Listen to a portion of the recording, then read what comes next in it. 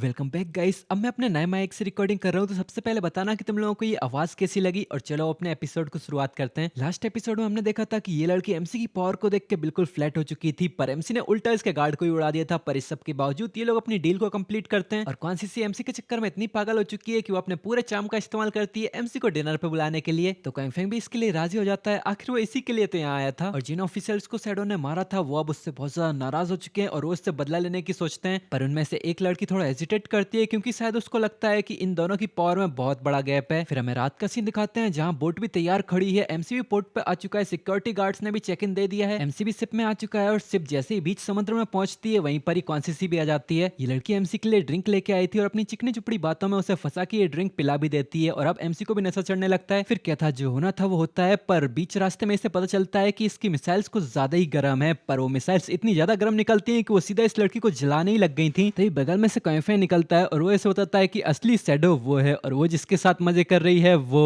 मेरा ही devotee follower है, एक गेम के अंदर से आया हुआ मॉन्स्टर। यहीं पर हमारा पिछला एपिसोड खत्म हो गया था। हमारे आज के एपिसोड की शुरुआत होती है। सब कुछ जानने के बाद तो कॉन्सिसी एकदम सदमे में चली जाती है। वो तुरंत ही एमसी के सामने घुटनों पे आ जाती है और वो एकदम से अपना माथा जमीन पे ठोकते हुए चिल्लाती है, बिग ब्रदर क्वांगफेंग, नहीं डैडी क्वांगफेंग, प्लीज मुझे माफ कर दो। वो ये लड़की कुछ ज्यादा ही फ्लेक्सिबल नहीं है। जितनी तेजी से हम किताब के पन्ने पलटते हैं उतनी तेजी से तो ये अपने रोल पलट रही है। वो एमसी के सामने झुक जाती है और अपनी कमर हिलाते हुए कहती है कि मैं गलत थी, प्लीज मुझे छोड़ दो, मैं अपनी सारी लाइफ स्पैम तुम्हें दे दूंगी और हमेशा के लिए तुम्हारी स्लेव बन के रहूंगी। ये बिहेवियर देख के तो एमसी को इसके अंदर से और भी ज्यादा घिनाने लग जाती है। पर ये लड़की अब भी नहीं रुकती। ये लड़की एमसी को डैडी डैडी बुलाते हुए कहती है कि तुम मैं जैसे चाहो वैसे अब्यूज कर सकते हो, मैं हमेशा तुम्हारे ही साथ रहूंगी, तुम्हें कभी धोखा नहीं दूंगी। पर क्वांगफेंग तो क्वांगफेंग ही है। वो तो इतना स्ट्रिक्ट होता है कि उसका दिल तो ये देख के बिल्कुल पिघलता भी नहीं, बिल्कुल इसको दया भी नहीं आती। हुई अब भी एकदम बिना इमोशंस के साथ एकदम कोल्ड टोन में कहता है, तुम्हारे साथ जो 5 फॉरेनर्स थे वो कहाँ हैं। पर ये लड़की अपने रोल प्लेइंग में इतना ज्यादा अंदर घुस चुकी थी कि ये कुत्तों की तरह भौंकते हुए कहती है, डैडी मैं तुमको सब कुछ बताऊंगी पर क्या तुम मुझे जाने दे सकते हो। ये लड़की कुत्तों की तरह अपनी जुबान बाहर निकाल के ये सब कह रही थी। तो क्वांगफेंग को इसके अंदर से इतनी ज्यादा घिन आने लग जाती है कि वो सीधा ही इसकी गर्दन मरोड़ देता है। जी हाँ, काटता नहीं मरोड़ देता है। मैंने भी कई सारी मांगा मानवास में देखा है कैसे विलेनस का एमसी मारता है, पर इतनी ब्रूटल मौत भाई इतनी बुरी तरीके से तो मैंने किसी में भी नहीं देखा। और इस समय लिटरली उस लड़की की पीठ के ऊपर ही उसका चेहरा आ चुका था। एमसी इसके अंदर से इसका फोन को बाहर निकालता है और वो कहता है कि लगता है वो पांचों बंदे यहाँ पर नहीं है। एमसी ने फोन उठाया ही था तभी उसके पास नोटिफिकेशन आती है कि तुम्हें 659 ईयर्स की ट्रेडेबल लाइफ स्पैन मिलती है। वो ये तो बस उसे मारने की वजह से मिली है।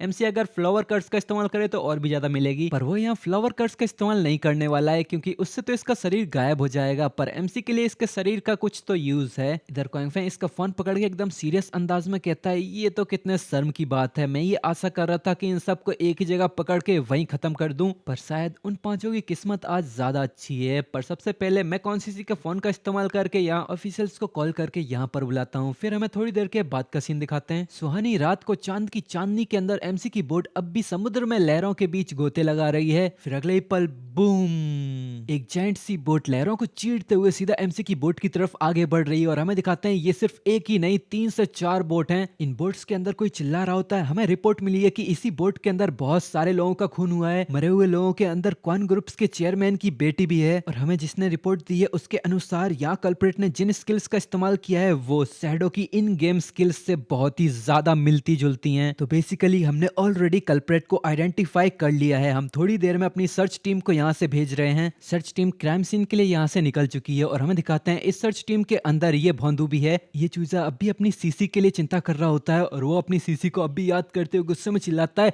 ये शैडो ये कंप्लीटली लॉलेस है। लॉलेस का मतलब जो बंदा कानून को फॉलो नहीं करता वो, हाँ मतलब बंदा नहीं, कानून को फॉलो ना करना, इतना तो तुम समझ ही गए होगे। ये भोंदू अब भी चिल्लाता है, ऐसे बेशर्मों की तरह किसी के भी घर में घुस के उसे मार डाल रहा है। ये बंदा तो ये सब करके अपने नेशन के कानून को चैलेंज कर रहा है। अब कैफे वाली शिप को 5-5 ऑफिशियल्स की शिप ने घेर रखा है। वही भोंदू चिल्लाता है, एक बार जैसे ही हम शिप के ऊपर चढ़ जाएंगे मैं तुरंत ही एक डेड बॉडी के ऊपर अपनी सर्च स्किल का इस्तेमाल करूंगा और जैसे ही मैं शैडो की पोजीशन को लॉक करूं तुम सबके पास जितनी भी गन्स है सबसे सीधा ओपन फायर कर देना। बस ये सुनिश्चित करना कि शैडो मारा जाए। और वो अब भी मन ही मन में रो रहा था, सीसी मैं तुम्हारा बदला लूंगा।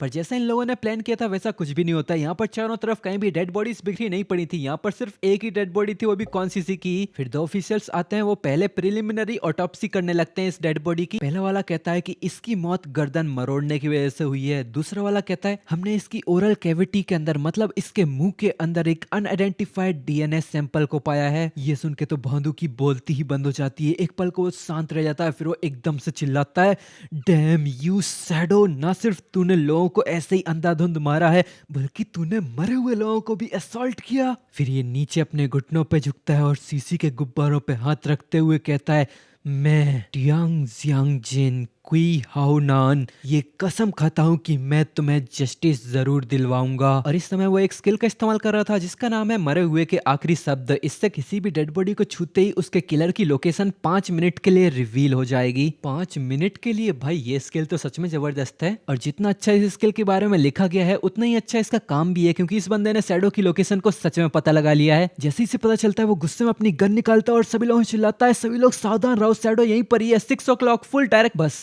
वो इतना ही कह पाता है, क्योंकि अगले ही पल जैसे ही उसने गन शैडो की तरफ तानी थी तभी सामने से एक पॉइजन डार्ट उड़ता हुआ आता है जो इसके हाथ को चीरते हुए सीधा इसके मुंह के आर पार निकल जाता है। कोई कुछ नहीं कर पाता, सब बस इस हॉरिफाइंग सीन को देखते ही रह जाते हैं। और अगले ही पल इस बंदे की भी डेड बॉडी सीसी के ही बगल में पड़ी थी। दोनों के ही सरों का कचुम्बर बना दिया गया था। सभी लोग कैप्टन यू को आवाज लगाते ही रहते हैं पर मरे हुए लोग बोलते नहीं। पर इसकी वजह से बाकी सारे ऑफिसर्स बहुत ज्यादा नाराज हो जाते हैं। सभी लोग अपनी गन्स निकालते हुए एक ही डायरेक्शन में फायर करने लगते हैं। पर अब इन लोगों ने शैडो के पॉइजन डार्ट से बचने के लिए अपनी ग्रुप शील्ड्स को एक्टिवेट कर लिया था। ये सफेद बालों वाली लड़की फायर करते हुए चिल्लाती है, शैडो तुमने एक इन्वेस्टिगेटर को मार दिया है, क्या तुम गवर्नमेंट के साथ अब दुश्मनी करना चाहते हो? और ऐसे ये लोग एक ही डायरेक्शन में अपनी गन की एक मैगजीन फायर कर देते हैं। पर तभी इनकी मैगजीन खत्म होने के लिए जैसे ही रिफिल करने जाते हैं तभी एमसी चिल्लाता है, शांत हो जाओ, तुम्हें इतना नर्वस होने की जरूरत नहीं है। मैंने क्वी हाउतियान को इसीलिए मारा क्योंकि वो गवर्नमेंट की अंदरूनी जानकारी कॉन्सिसी को लीक कर रहा था, बस कुछ बेनिफिट्स के बदले। वो एक स्पाई था और इसका एविडेंस उसके खुद के फोन में ही होगा। तुम जितना समय लगाना है उतना लगाओ और उसके फोन को चेक करो। फिर हमें थोड़ी देर के बाद का सीन दिखाते हैं। एक कॉप को हाउतियान के फोन के अंदर से कुछ मिल जाता है। वो चिल्लाता है, कैप्टन लिन हमने ये कंफर्म किया है, कॉन्सिसी और कैप्टन यू दोनों के ही फोन्स के अंदर एक दूसरे के साथ कम्युनिकेशन के रिकॉर्ड्स हैं। वेट, हमने ये भी कंफर्म किया है कि गेम के अंदर की स्पेड एस गिल्ड की टीम लीडर कॉन्सिसी ही है। जो सुन के कैप्टन लिन बहुत ज्यादा हैरान हो जाती है। वो हैरानी चिल्लाती है, दिखा पहले मुझे दिखा। पर ये पुलिस वाला थोड़े आनाकानी करने लग जाता है। वो कहता है वेट नहीं। इसे इतना आनाकानी करता देख कैप्टन लिन खुद ही इससे फोन छुड़ा लेती है और वो चिल्लाती है, क्या कर रहा है, किसका इंतजार करने बैठा है यहाँ? क्या यहाँ ऐसा कुछ है जिससे मुझे देखना अलाउड नहीं है? इसे अच्छे से डांट के वो खुद ही एविडेंस को चेक करने लग जाती है। और वो जो एविडेंस देखती है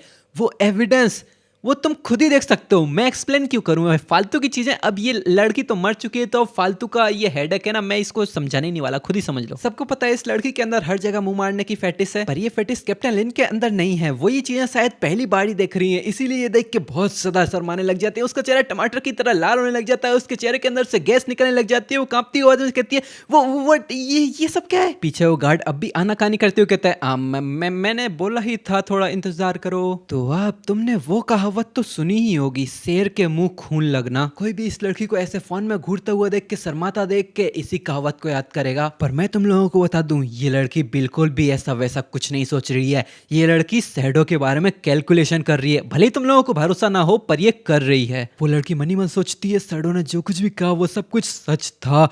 फोन के अंदर से अभी सुरीली आवाजें आ रही थी, यमते को। पर जापानीज आवाज है, तुम लोग जान के क्या ही करोगे? जापानीज नहीं, वैसे तो चाइनीज है, पर तुम लोग उससे भी क्या ही उखाड़ लोगे। और ये लड़की अब भी कैलकुलेशन करते हुए सोचती है, तो लास्ट टाइम जब गेम के अंदर शैडो ने हमें मारा था तो ये सब कुछ बस एक नाटक था क्वानसीसी के लिए। शैडो ने क्वानसीसी का भरोसा जीता, उसे रियल वर्ल्ड में ढूंढा और उसे वहीं आके मार भी दिया। उसने गवर्नमेंट की 2 बड़ी प्रॉब्लम्स को एक ही बार में सॉल्व कर दिया। और जैसा कि मैंने तुम लोगों से कहा था, जो भी इस लड़की को ऐसे फोन में निहारता देख शर्माता हुआ देखेगा वो यही सोचेगा। पीछे से इसका साथी भी यही कहता है, हे क्या हुआ, क्या तुम ये देख के एडिक्टेड फील कर रही हो? पर ये लड़की तो ये सोच रही थी कि ये कितना टेरिफाइंग आदमी है। यहाँ ये अच्छी बात है कि ये हमारा दुश्मन नहीं है, वरना अगर ये हमारा दुश्मन होता तो मैं तो इमेजिन भी नहीं कर सकती कि ये क्या क्या करता। पर अभी मैंने इसकी तरफ गोलियां चलवाई थी, मुझे इससे फर्क नहीं पड़ता कि ये मुझसे नाराजगी रखे, मुझसे बदला लेने की कोशिश करे, पर अगर इसकी वजह से इसके गवर्नमेंट से रिश्ते थोड़े बिगड़ जाए तो ये बहुत बड़ी प्रॉब्लम हो जाएगी। वो अपनी गन निकालती है और वो कहती है, तुम्हारी मदद के लिए शुक्रिया शैडो, और अभी तुम्हारे तरफ शूटिंग करने के लिए मैं तुमसे माफी मांगती हूँ। वो बिना किसी हिचकिचाहट के अपनी गन की मजल सीधा अपने पैर की तरफ करती है और सीधा शूट कर देती है। एक बुलेट सीधा इसके पैर के आर पार निकल जाती है, पर इस लड़की के मुंह से उफ भी नहीं निकलती। इसके सारे साथी कैप्टन लिन को आवाज देते हुए इसकी तरफ बढ़ने लगते हैं, पर ये हाथ के इशारे से सबको वहीं थाम लेती है और वो शैडो की तरफ देखती है। उसकी आंखों से अब भी आंसू आ रहे थे और वो कहती है, अब हम लोग इवन हो चुके हैं शैडो, प्लीज गवर्नमेंट के साथ अपनी कॉर्पोरेशन को कंटिन्यू रखना। एक कॉप कैप्टन लिन के पास आता है और उसे सहारा देते हुए कहता है, कैप्टन लिन क्या ये सच में जरूरी था? तो कैप्टन लिन अपनी कांपती आवाज में कहती है कि हम नहीं जानते कि शैडो की असली पर्सनैलिटी कैसी है, तो उसकी पर्सनैलिटी अब जैसी भी हो, अब हम सेफ साइड में तो हैं। और कांगफेंग भी छत पे अपने स्टेल्थ मोड में ये सब कुछ देख रहा था। वो मनी मन सोचता है, इस लड़की का गेम में नाम है वेनिये वेयू और रियल लाइफ में इसका नाम है लिन क्वेंगवे, तो हम इसको लिन क्वेंगे ही बुलाएंगे। और एमसी से देख के मनी मन सोचता है, इसने सच में अपने आप को ही शूट कर लिया बस इसलिए ताकि ये मेरी दुश्मन ना बन जाए। जैसा कि एक्सपेक्ट किया ही जा सकता था मैजिक सिटी ऑफिशियल्स के फ्यूचर लीडर से। ये लड़की मेरी पिछली जिंदगी में यहाँ की लीडर हुआ करती थी और ये अपने लोगों को प्रोटेक्ट करने के लिए अपनी जान भी दांव पे लगाने से पहले एक बार भी नहीं सोचती थी। फिर अपना सीन चेंज होकर गॉड फॉरसेकन गेम के गॉड फॉरसेकन कॉन्टिनेंट में आता है। वहीं पर ही कोई टीम किसी फ्लावर डीमन से फाइट कर रही थी। इनकी फाइट में एक हमले के चलते इनके लीडर की हेल्थ कम हो जाती है, जिसकी वजह से वो पीछे से चिल्लाता है, शाओये मुझे जल्दी से हील करो। तो पीछे से एमसी की बहन शाओये पूरे कॉन्फिडेंस में ओके करती है और अपनी हीलिंग स्किल का इस्तेमाल करती है। अब इसकी टीम में बस 2 ही लोग थे और आसपास भी कोई नहीं था, तो इसकी हीलिंग स्किल के चूकने का तो कोई चांस ही नहीं था। वो लड़की अपनी हीलिंग स्किल को तैयार करती है और बॉस को ही हील करने लगती है। और इसका कैप्टन वो इसके फ्लावर डीमन के मुंह में, और वो मुंह से ही चिल्लाता है, तूने फिर से अपनी हीलिंग को मिस कर दिया, तू कितनी यूजलेस है। पीछे इसकी हीलिंग पावर सीधा बॉस को लग के बॉस को ही हील कर रही थी, पर इससे बॉस को गुस्सा आ जाता है। जहां ये कैप्टन अभी मरा नहीं था, वो एकदम से हमला करती है जो कैप्टन के आर पार निकल के सीधा कौन शाओयू के भी आर पार निकल जाता है। एंड या back again on the respawn point. ये सभी लोग वापस से रिस्पॉन पॉइंट पे जाते हैं, लटका हुआ मुंह, उदासी भरे चेहरे और हमेशा की तरह कौन शाओयू के नए नए बहाने। पर इस बार का बहाना तो सुन के तो तुम लोग भी हैरान हो जाओगे। ये लड़की रोते रोते चिल्लाती है, मैं फिर से मर गई, पर मैंने अपने आसपास किसी को भी नहीं देखा, ये जरूर शैडो ही होगा। ये लगातार मुझे ही टारगेट क्यों किए जा रहा है? क्या इसे पता है कि मैं ब्रदर सोंगफाई का बदला लेना चाहती हूँ? तो अब आगे क्या होगा? अगले ही पल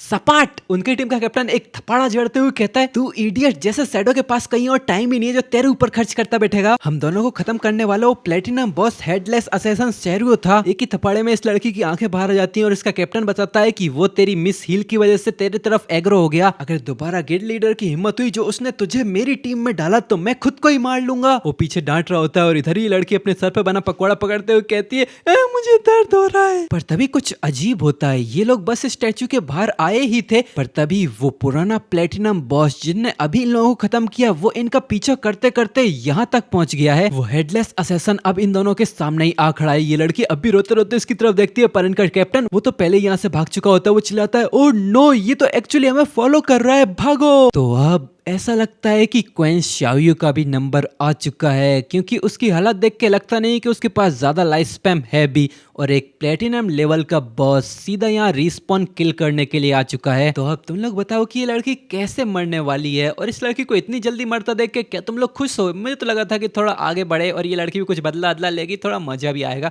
पर ये इतनी आसानी से इतनी बोरिंग मौत मरेगी तो इतना मजा नहीं आएगा, है ना? क्या बोलते हो? कमेंट में अपना ओपिनियन शेयर करो। वीडियो को लाइक नहीं किया है तो वीडियो को लाइक कर देना। और ये वीडियो एक दिन लेट हो गई क्योंकि मेरा नया नया माइक आया है। वो एक तो माइक लेट आया था और दूसरा मैंने जो रिकॉर्डिंग की थी वो गलती से मैंने प्रोजेक्ट ही डिलीट कर दिया, तो मुझे सब कुछ दोबारा रिकॉर्ड करना पड़ गया। हाँ, मुझे पता है अभी तुम लोगों को भी यही लग रहा होगा कि मैं भी कोइन शाओयू की तरह बहानेबाजी कर रहा हूँ, पर ये सच है, भली मानो ना मानो, पर ये सच है। अब डिलीट हुआ प्रोजेक्ट तुम लोगों को कैसे दिखा सकता हूँ? तो चुपचाप वीडियो को लाइक कर देना, कमेंट में अच्छे से अच्छे कमेंट करना और हाँ, हाइप कर देना इस वीडियो को बढ़िया से। भले ही वीडियो एक दिन लेट है, पर मेरा वीडियो है तो सब लोगों को पसंद ही आएगा ना। आवाज इतनी बढ़िया है तो क्या कर सकते हैं। और जरा कमेंट में ये भी बता देना कि तुम लोगों को इस माइक की आवाज कैसी लग रही है, कैसी लगी? 1 2 3 1 2 3 4 5 6 1 2 3 4 5 6 7 8 9। और ठीक है, तो बताना कैसी लगी। ठीक है, बहुत ज्यादा फालतूगिरी कर ली। चलो वीडियो खत्म करने का समय हो चुका है। ये चैप्टर यहीं तक था, जैसे अगला चैप्टर आएगा वैसे मैं बना के डाल दूंगा। तो अब मिलेंगे तुमसे नेक्स्ट एपिसोड, तब तक के लिए बाय बाय।